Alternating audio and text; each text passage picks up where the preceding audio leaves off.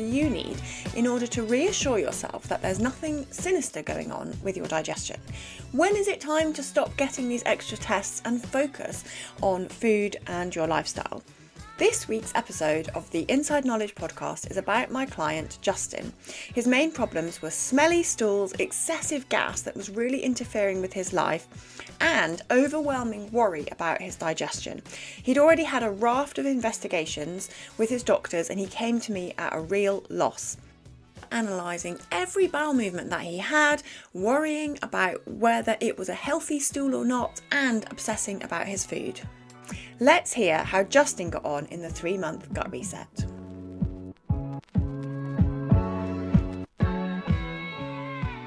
Hello and welcome to episode 84 of the Inside Knowledge podcast for people with IBS. I'm Anna Mapson, and this is the first episode that I have videoed myself recording the podcast as well. So you'll be able to watch on YouTube, and I'll also be able to make some little snippets that I can share on Instagram and Facebook. Let's get to know Justin a little bit with his biggest problems. So first of all, as I mentioned in the intro, he had a lot of flatulence and it was very smelly, and it was affecting his confidence being around his friends. It was affecting his confidence to go to the gym as well. He did work from home, so he had less worries about the gas in the office, but it was more socially and also his exercise. He was really interested in the form of his stool.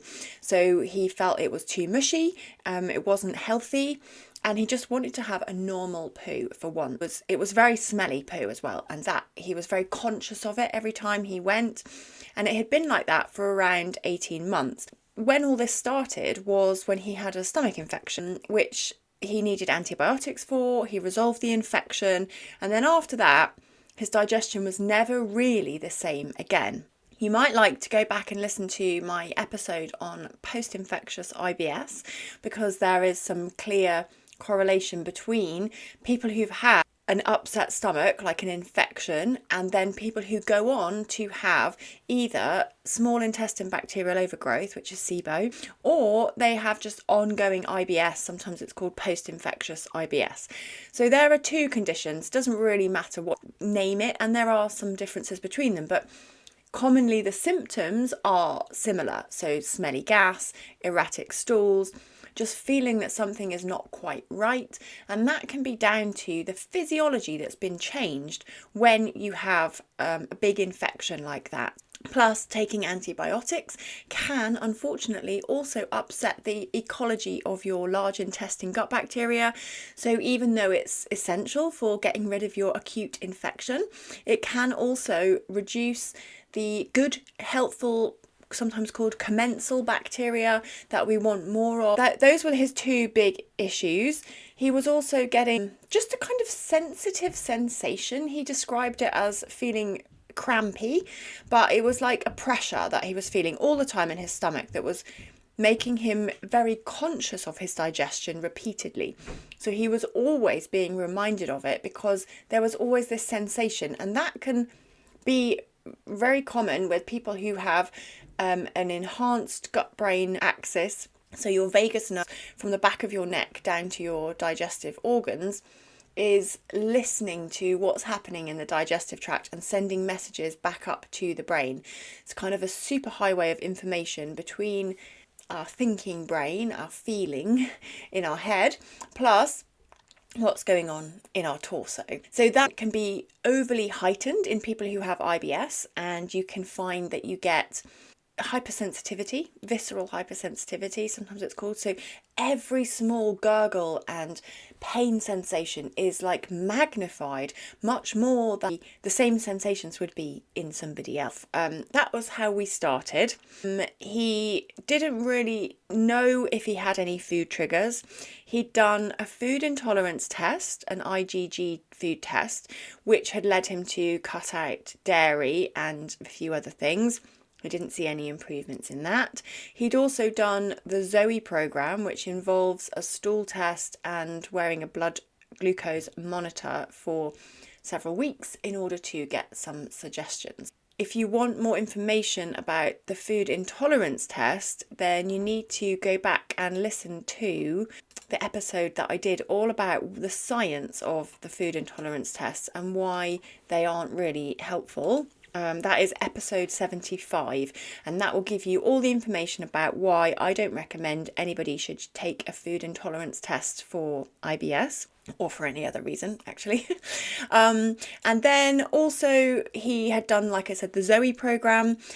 A lot of my clients come to me with this information, but unfortunately, as a nutritionist, there's very little in the results that I get that actually help me. So even though you have had a stool sample analysed, you have had a test done, it doesn't really give us the clinical information that we need in order to make recommendations. So I can't use that, even though it's a big investment. So one of the things about this client is he had spent somewhere in the region of £3,000 to £4,000 on private healthcare. So I know in the UK we are very lucky to have our NHS and have access to free healthcare, but there are long waiting lists. And when people have got so much worry, often going private is really the only way to get on top of your worry. So a SIBO test that was negative. He'd had a celiac disease test, also negative. Checked for blood in the stools, that was normal. There was a small amount of raised inflammation. The calprotectin was very slightly raised, and you can listen to the episode about inflammation in the gut if you want to hear about that, but it can be normal in IBS if it's only just out of range. But he also had an endoscopy and full blood count looking at all his markers, and they were all normal. Yeah, so that is the picture of where Justin was when I started to work with him. Now, if we move to think about the kind of work that I did with him and what we changed, one of the main things was to trial the low FODMAP diet. This is removing the fermentable fibre to reduce the gas. Sometimes when people are very health conscious and have done a lot of research, going on the low FODMAP diet can feel like you're eating less variety, more simply than you would want to. Especially people who have done the Zoe program, because there's a lot in there about getting your 30 plants a week and really trying to get fibre diversity. Now, if you've heard my podcast before, I am all for that. I love the idea of people eating a whole range of different plant foods every week. That is great. But when you are trying to do the low FODMAP diet, you need to be simplified. You need to just focus on basic kind of bland foods for a while in order to get the FODMAP diet right. So this was my advice to him, because he was eating quite a lot of different fibres and vegetables, and he was quite busy as well. So he needed something very simple. So we did a very simplified low FODMAP diet. I also advised him to eat 3 meals a day because he was fasting and skipping breakfast a lot of the time. He would have a protein shake, go to the gym, or go for a very long walk. Because he worked from home and he had his own business, he could really be in charge of his own time. So this was something I wanted to work with him on as well, is the regular meals.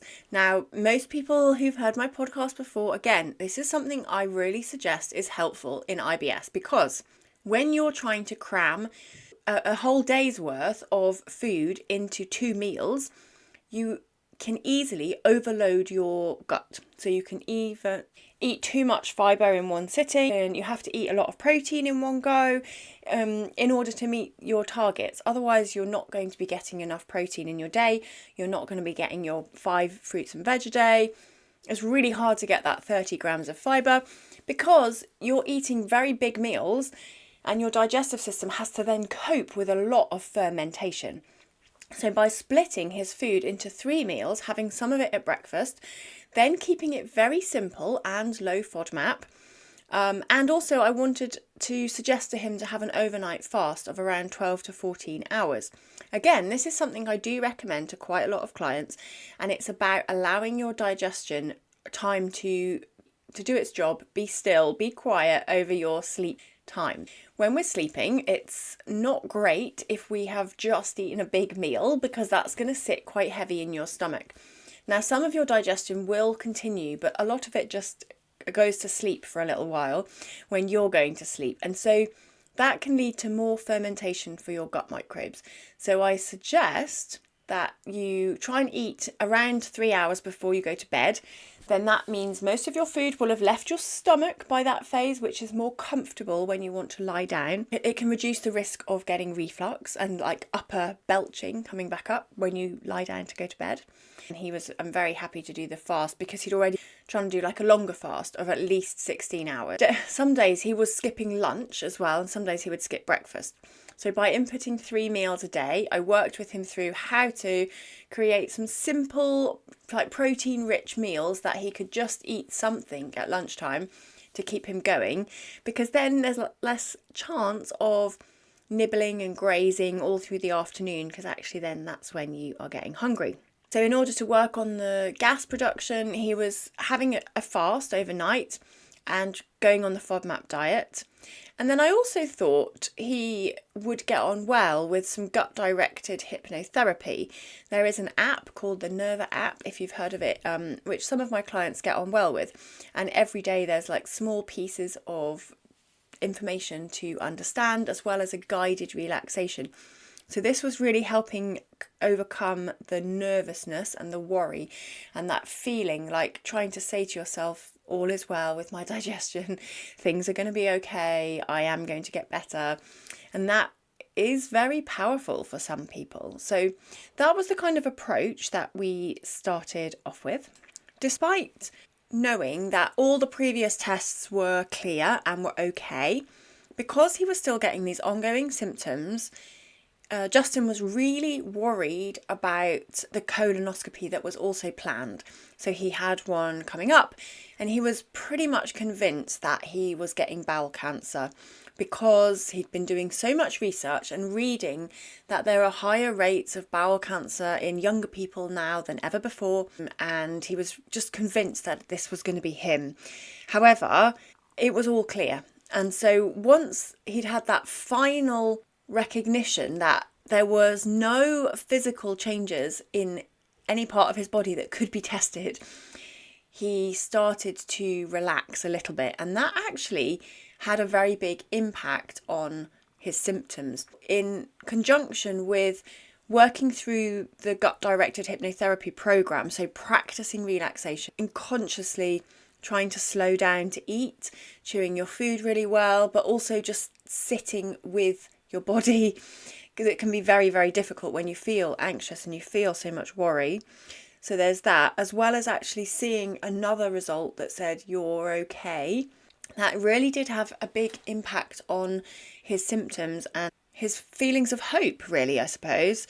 He started to get firmer stools as the low FODMAP diet kicked in. So normally when I work with people, it takes a couple of weeks for people to get the hang of the low FODMAP diet.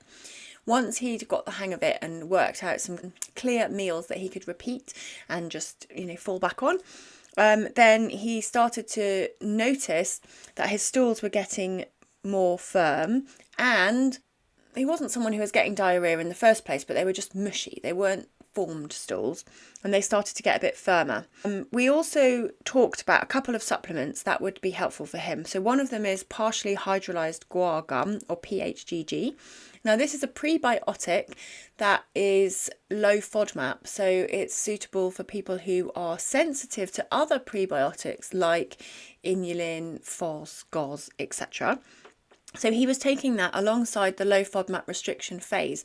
And sometimes I do put this prebiotic in at that time because you're restricting on a lot of other types of fibre, and it can be quite helpful for supporting bowel consistency, getting a well-formed stool, but also feeding the good bacteria through the restriction phase.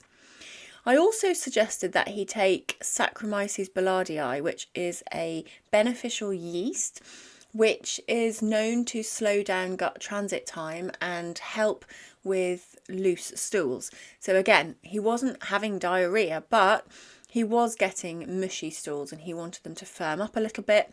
The other thing about Saccharomyces boulardii that's good is that it can take up a bit of space. It kind of crowds out pathogens that sometimes are more associated with very smelly gas. So it's helpful to take but it's not suitable for everyone. Like if you're immunocompromised, for example, you definitely shouldn't be taking that, or any other live bacteria, for example. Working with Justin for 6 weeks, he found he was no longer getting smelly gas. And that was incredible. He just said it was such a huge relief. He was overwhelmed with relief to not be getting the gas, and his bowel movements to be firmer as well, more formed. So they were easy to pass and didn't smell. And that was the only goals that he really wanted. Apart from his problem with his poo and gas, the rest of his body was healthy. He was all good. He was so relieved to have this change. So we cut the Saccharomyces boulardii down to 1 a day instead of 2. Kept in the PHGG because he did feel that helped. And also, I think he was taking ginger and also reduced that down a little bit as well. So as soon as people start to get some relief from their symptoms and start to get a good new baseline, I always think it's time to try and remove some of the supplements and see how you're doing without them, because they are supplemental to your diet. They are not the be all and end all of a good nutrition program.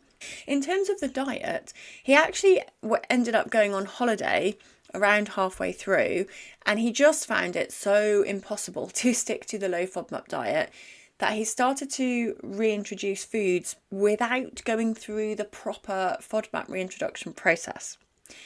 Now, normally I would be dead against this, because I think, what is the point of doing the restriction phase and actually cutting all of those foods out so carefully from your diet if you're just going to go back to eating them all without doing any of the learning about whether any of the foods are an issue for you or not? But in this case, his symptoms just didn't come back. So even though he started eating pasta, he was having pizza, he was having burger and chips, like a lot of foods that were not necessarily in his normal eating plan that I'd been given to him, he was feeling okay on it. So he did find that reducing fibre down to probably the bare minimum, so having a lot less fruit and vegetables and more chips and burgers and stuff like that on holiday, it made him a little bit more constipated. That then set him off to worrying again, like, oh, actually, is there something bad? So all he had to do was just to start introducing some more vegetables. Remember, like, go and get a banana with your breakfast, or have a little side salad with your dinner. And actually that really helped him straight away. So even when he was on holiday and eating foods that he wouldn't necessarily eat every day at home, as long as he added to it by having some fruits and vegetables, he managed okay. And that was a really good learning point, I think, for him, that firstly, he doesn't have to be low FODMAP. That was not the cause of his issues, and he managed with the gas and everything all right. But if you cut out fruits and vegetables and you don't adhere to any sort of fibre in your diet, you are likely to get constipated. So that was one of the learning points. And then also he ended up finishing working with me earlier than 3 months, because he just felt things were so contained, so secure. He knew what he was doing, and he also understood the FODMAP process so well that he knew he could go back to it if he needed to in the future. One final technique that I wanted to share with you that I sometimes suggest with my clients, and definitely used with Justin, was when you have intrusive thoughts about your health that, oh my God, something's going wrong, panicking about the symptoms and what they might mean, that it is helpful to acknowledge the thought in your brain and think, okay, thank you, brain, for letting me know this is a danger, or this is a worry, something that I worry about. However, I'm choosing not to do anything about it. Like, I'm going to let it go. So almost thinking, thank you, brain, for alerting me to this symptom. I hear what you're saying, and I'm choosing to move on and not dwell on it. Because when you've got a mind that loves to whir and go over bad things constantly, it's really difficult to move on with your day if those fleeting thoughts, they just go through your mind, tells you that you need to be on high alert, puts you back into that fight or flight mode. And then it's really hard to carry on with your day, like chatting to your work colleague, or going back to thinking about what shopping needs to be done.